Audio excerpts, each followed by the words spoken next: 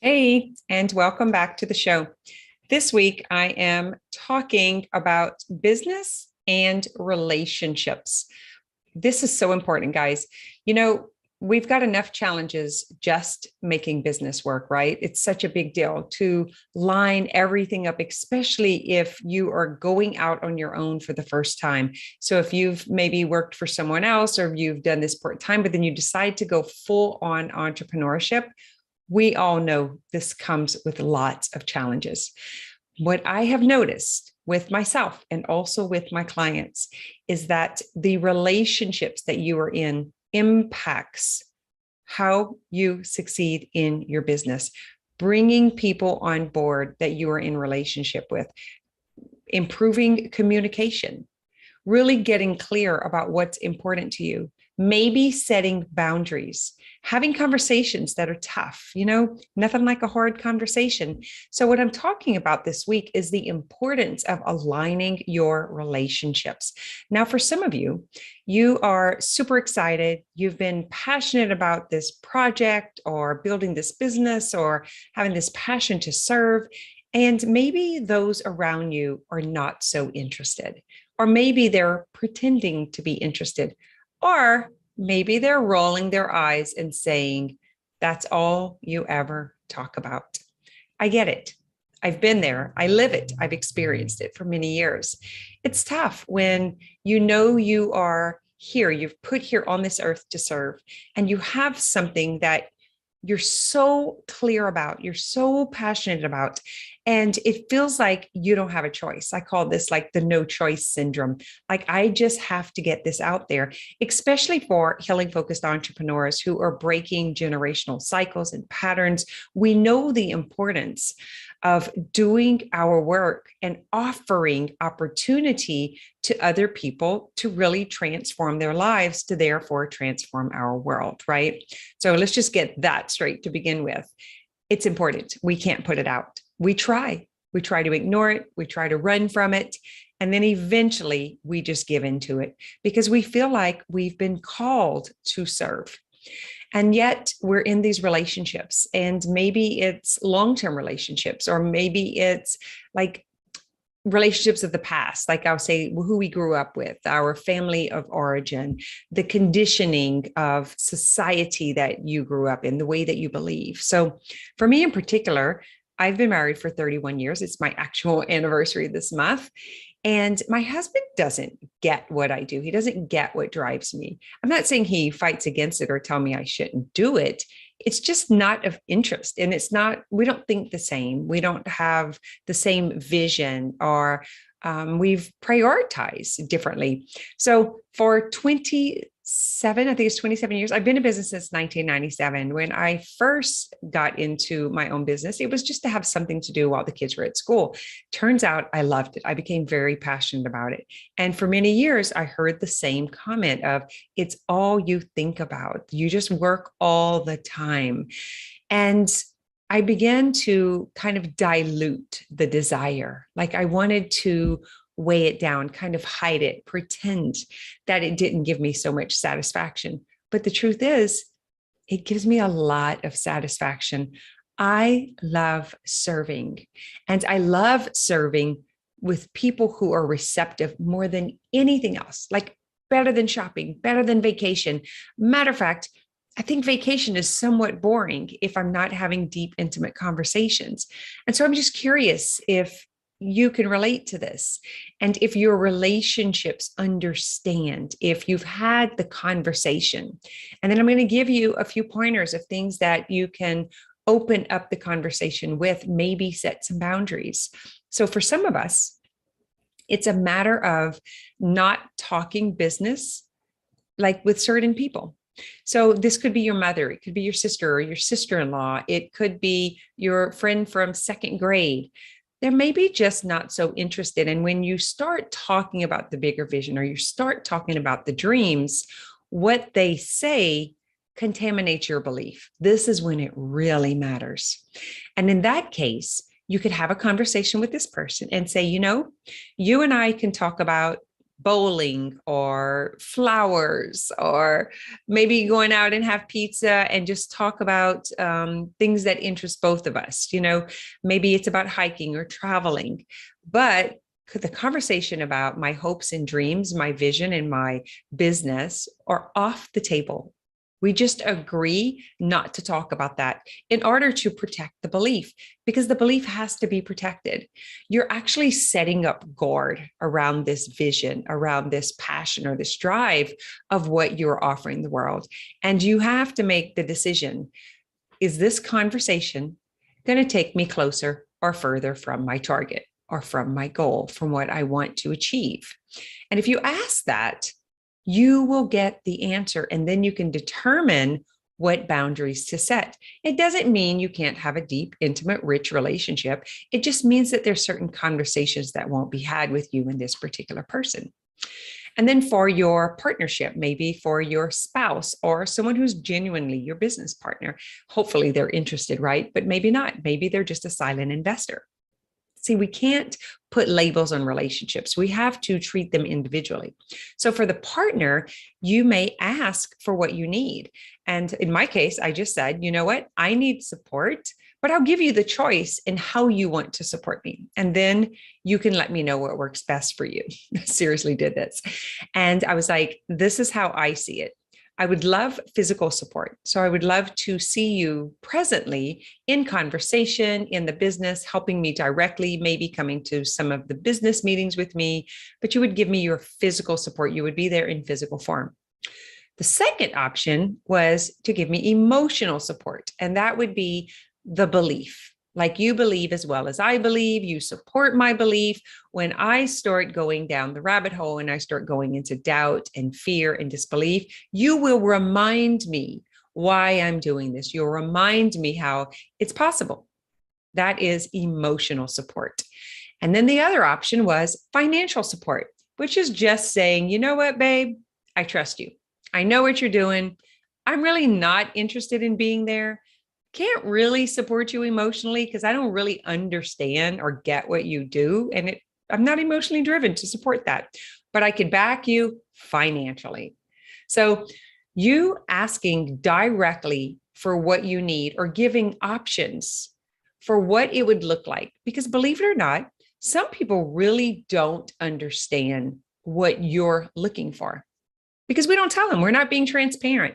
We're afraid to ask for what we want because we're afraid to be rejected or told no. Better yet, we're afraid they're going to say yes and support us, and then we fail, right? And God forbid these people in your life continue to remind you of being careful. You better watch out. People are going to take advantage of you. You could lose all your money. You should save. You shouldn't spend on that. You shouldn't grow. You should just take it all in and just keep it small and safe. This is what we get from most people. Can't you relate? And they do it out of love. I think that's the first thing to understand is let's just get really present here and understand why we are being warned. It's because they're looking out for us and they want to make sure we don't get taken advantage of. They want to make sure that they are protecting us and they're providing us with information. The problem is they're providing us with information according to their belief, to their perception, and they're not fully understanding and being invested and committed in the vision or in the target. Does that make sense? So their warning is actually driving in more fear and disbelief. And this is what I've had to say to one of my people of relationship is, you warn me very often. And I just need to let you know that I warn myself all of the time. What you're telling me is not new or different. These are the same disbeliefs and doubts that I have within myself that I'm trying to overcome. So I would appreciate you not doing it from your angle also. Just trust me. I am concerned. I really am worried. I wake up sweating. I'm afraid I'm going to fail. I'm afraid I'm not going to do it right. I'm afraid it's not going to turn out for the best. So I really don't need you to continue telling me that. So again, the key is to make sure that you are being transparent, that you are being honest and open. And we really have to trust yourself. You have to trust that you can do it alone, although the support would be great, that it's non-negotiable. Actually following through, continuing to take action is not something that you're going to negotiate, right? So another form of relationship could be in people who believe, but then they don't really support with their action. So in other words, they tell you how amazing you are and how great this is, and they're really seeing you grow and they're so proud of you. And yet the actions that they take or the lack of support that they provide is telling you otherwise. These people are basically liars, right? But they're doing it from your best interest and their best interest. Like, they can't see that they're lying. They just truly can't believe what you believe, but they want you to believe that they believe. Got it? These are some of the worst ones. I've experienced a lot of this. And so it's like there's this dissonance in the conversation of telling you to go for it, telling you should do it, telling you to go all the way. But then it's just words. There's no action supporting it. And matter of fact, some of the things that they say, it's very clear that they don't mean it. And so, it's just basically nice people are liars. We have to be very careful about this. I would much rather have a conversation of someone who is being transparent and honest with me and saying, I'm afraid you fell. I'm afraid you make a fool of yourself. I don't see how it's possible, Kim.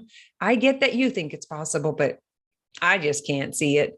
Then at least I know where I stand and I know how to handle the relationship. And then I can set up the proper boundary that says, I'm not going to have these particular conversations with you. Can we talk about something else? Maybe we can go on a trip somewhere. Maybe we can go for a walk. Maybe we can have tea and talk about the neighbors and ourselves or something else. But it can't be anything from this vulnerable space from me. In other words, it might not be an intimate conversation, because an intimate conversation is me bearing my soul, bearing my belief, and bearing my vision for the future.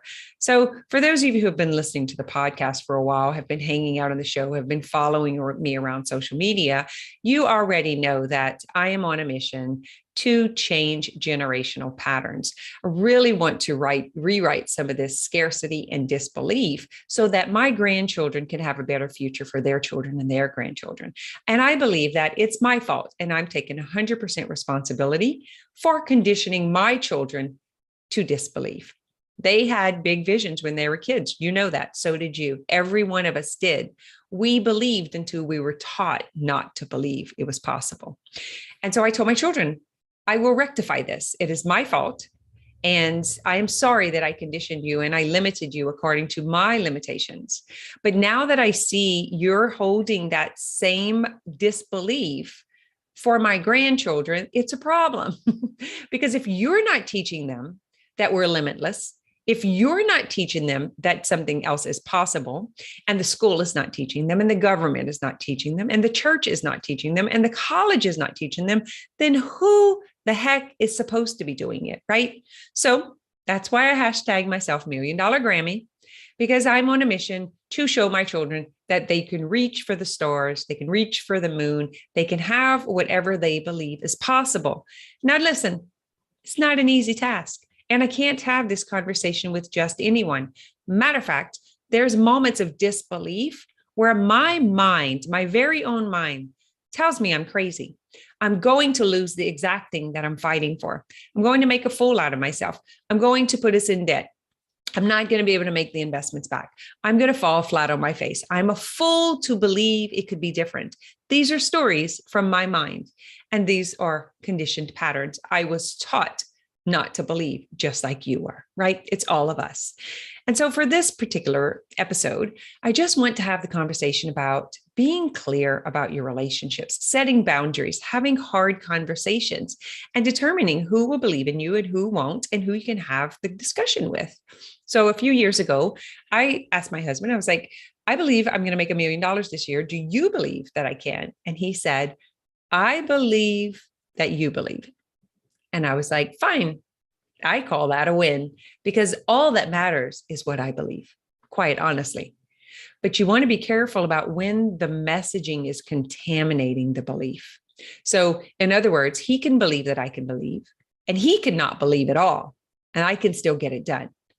But when the messaging, when the habits and behavior of the past, the actions that he takes starts to plant doubt and disbelief, the remarks that he says starts to plant those beliefs, that is what I call contamination. Because my environment, my surroundings can't support my belief, then I am therefore contaminated with disbelief, with doubt, with fear, with scarcity. That's what I have for you. Come to the More Than Mindset group. We're having these discussions on a pretty regular basis. I am doing masterclasses and workshops, and I'm actually teaching you how to have hard conversations. I'm actually teaching you how to set boundaries, things to ask, things to prepare for, so that you are aware. Because if you're aware, you can do something about it. But if you're being fooled, then you can't, because you don't know what's really happening. So wish you a great week. Thanks for joining. If you know anyone who could benefit from hearing this, please share, leave a review on the podcast to help me spread the word that we can change generational cycles for good.